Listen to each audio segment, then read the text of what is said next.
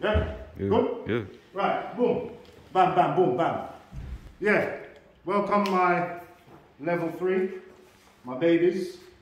Well, some of you that have been nursing from level 1.5 there, no? Ain't that right? Yeah. Yeah. Right. Welcome back. This is a live testing. Last time I said to you, if we do a ZE at the board, I just want to prove something to you. Sometimes in real life, you will not be able to take out the main earthing conductor coming into the board. I'll demonstrate something to you. What kind of arrangement is a ring circuit, please, guys? Parallel. Thank you very much. Parallel. Well done. And what am I looking for? Oh, yeah, it's here. So, for example, if we had 2 resistors and each one was 9 ohms in series, what would be the RT, the total resistance?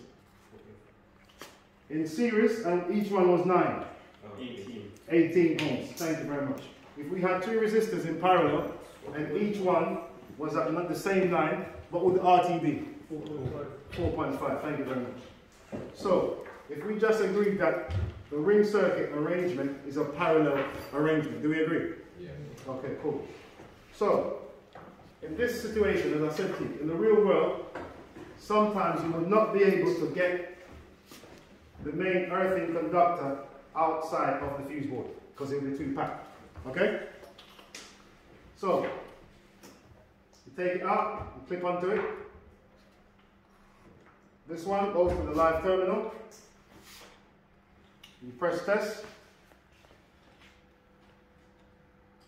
And as I said, it will take your time to come back from the transformer, doing the path, the external path, the ZE. What does ZE stand for? ZE. What's the ZS? External. Oh. The ZS is the earth fault loop impedance. Yeah. So what's the ZE? External earth fault loop impedance, isn't it? Okay. So you can see with the main earthing conductor being disconnected from the DB, we're at, what's that? 0.47. 0.47, yes? Yes. Okay. Right. So if we put back in our main earthing conductor, remember, if you manage to take out the main earthing conductor, what's the most important thing once you finish the test? Put it back in the Why? It is the main earthing conductor. If that is disconnected, the whole installation hasn't got any earth in it. You understand? So if you manage to take it out, the main thing is to put it back in. You understand? What was that reading when we had it up? 0.47. Okay.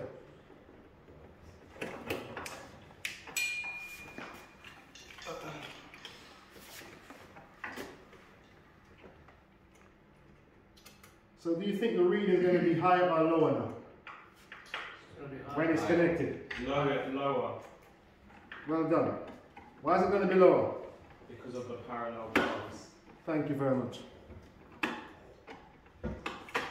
So for example, when we connect the fly link to the metal back box, which is an exposed conductive part, what are we doing when we connect those fly links, the earth cable to the metal back box? Making more parallel paths. Well done, man. Well done.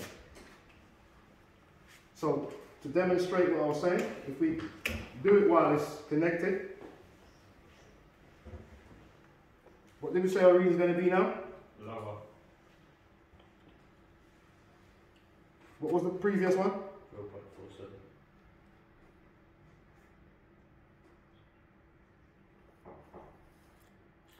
It will take a while to get the reading because it's going back where to? Around the whole path. Okay. What was the first reading? 0.47.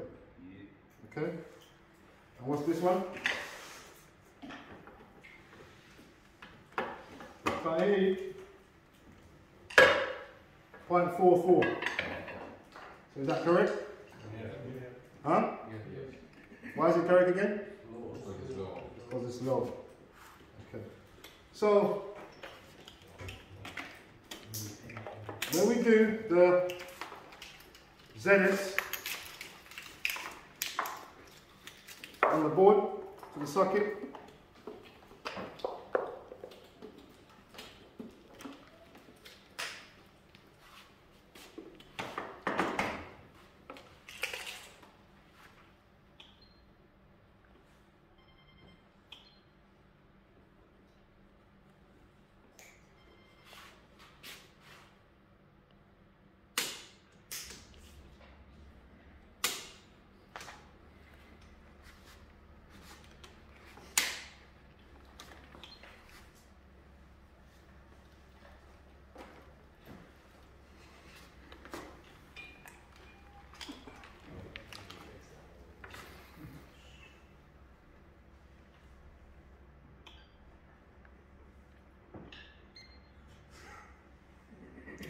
so if I've just got a reading of 0.86, can anyone tell me what the prospective fault current would be for this circuit? If I've got a reading of 0.86 ohms, when I'm doing the ZS on the socket outlets, what's the prospective fault current? 267. Can you see 267 on that, my friend? Yep. Can you see 267? Oh yeah, I see that. Okay. So that proves that the formula works, doesn't it? Yes. What's the formula again? Volts divided by impedance. Volts divided by impedance. Well done. And that's how we know. So if, Brandon, if I was going to do a ZS on the lighting circuit, would I do it from this one, or that one? The furthest one. So it would be this one. Yeah. Well done, correct. So how can we prove polarity on a lighting circuit whilst we're doing continuity? Flip the switch. By flicking the switch. We don't flick switch, we operate switches. We don't flick switches, we operate switches. Yes? Well done, well done, well done, well done. Well done. So what's the first test again? Continuity of protective conductors. Okay, second one? Continuity of ring finder. On the same lighting circuit. Oh, polarity. Thank you. And what's the next one? And what's the voltage? What's the expected megaohm? 1. Well done. Let's say we was doing an IR on the socket outlet. And when you're doing your tests, you're not getting greater than 999. Can you give me one reason why that might be? There is a load plugged in. Well done. So when you do your installation resistance test, always make sure that when you go around, there's nothing plugged in, or else it will read through the element of whatever is plugged in, wouldn't it? Yeah? Okay. If back to the lighting circuits, if we was doing an IR, would we need to remove the lamps? Yes. What if we couldn't remove the lamps? What, is there a next method? Yes. Which is? You could connect your line The long lead. live and So can you just connect your line and live, and then you will and test between? your R1 and R2. So live and line will be connected together, yeah, and you test between those two and your CPC. yeah, Yeah? Do we need to do anything about the voltage? yeah, decrease to 250. Reduce it to 230. Yeah? Thank you very much. Thank you very much. And what should you do when you finish with your main earthing conductor? When you've done your ZE? Put it back. Why is that important? So The whole it's protected. installation is being earthed. Yes? Well done. What do we call this part here? Supplementary bonding. The main bonding, yes? Going to the gas. Extraneous part. And what's the BSEN for the tag? What's the wording on it? Electrical connection, safety electrical connection. Do not Remove. Okay. Well done. Thank you very much. Well done.